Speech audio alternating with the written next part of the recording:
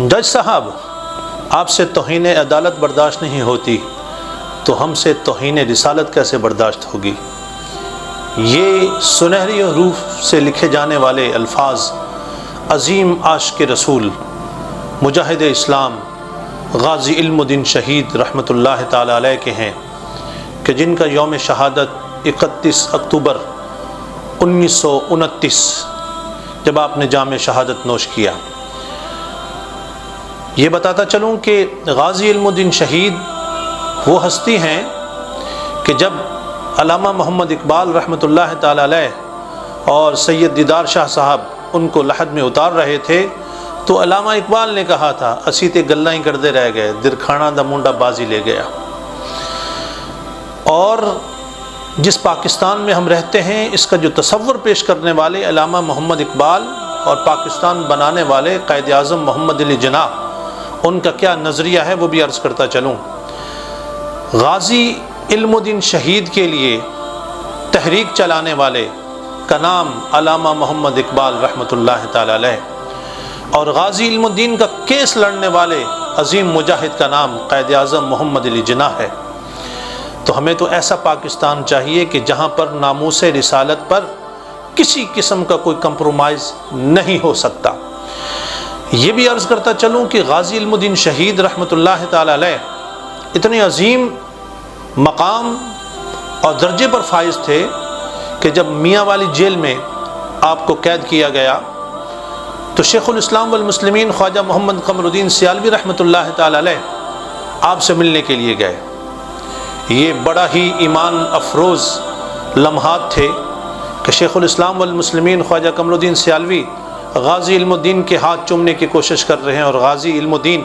خواجہ قمر الدین سیالوی کے ہاتھ چومنے کی کوشش کر رہے ہیں۔ خواجہ قمر الدین سیالوی نے ان کے ہاتھوں کو چوما اور ایک سوال کیا کہ علم الدین پہلے کی زندگی میں اور اب کی زندگی میں کچھ فرق محسوس کیا؟ کہا ہاں، میں کچھ پڑھا لکھا نہیں تھا مگر جب سے حضور پر قربان ہوا ہوں،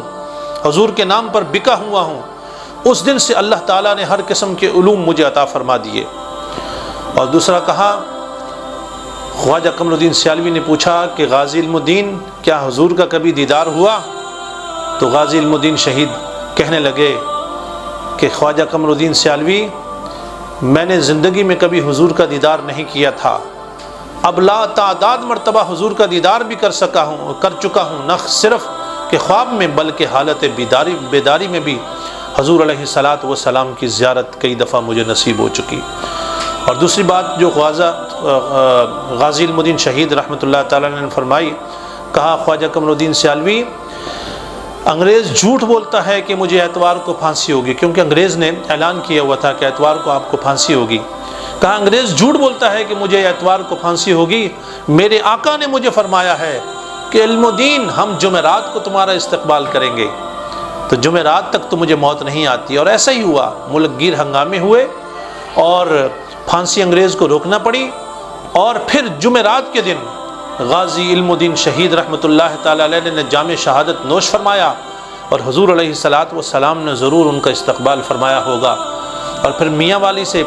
اور وہاں انگریز نے آپ کو امانتاً دفن کر دیا، اور پھر وہاں سے جب لاہور میں آپ کو لے کے آنے لگے تو کئی دنوں کے بعد جب آپ کے جسد خاکی کو نکالنا تھا تو انگریز نے کہا کہ پتہ نہیں ڈاکٹر آئے اور کئی لوگ کہ جب آپ کی لاش کو نکالنا ہے تو کتنی بو ہوگی یا کیا ہوگا، جیسے عام لوگوں کے ساتھ ہوتا ہے۔ ایک جمع غفیر تھا، لوگوں نے دیکھا کہ جب غازی علم الدین شہید کی لحد کو کھولا گیا تو ہر طرف خوشبو ہی خوشبو تھی۔ وہ لوگ جنہوں نے اپنے ناک پر ماسک لگائے ہوئے تھے وہ استغفار کرنے لگے اور اسلام کئیوں نے قبول کر لیا۔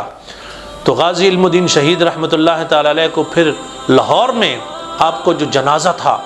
لاہور کی تاریخ کا سب سے بڑا جنازہ تھا۔ کتنے بادشاہ وہاں لاہور میں گزرے، کتنے بڑے بڑے ان کے محلات ہیں،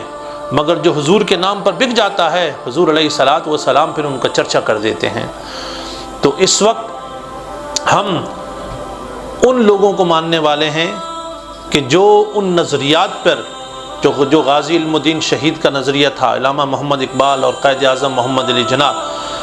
تو تو اس وقت پاکستان کو اس نظریے کی ضرورت ہے کہ جہاں پر توہین رسالت کسی بھی صورت میں برداشت نہیں کی جائے گی،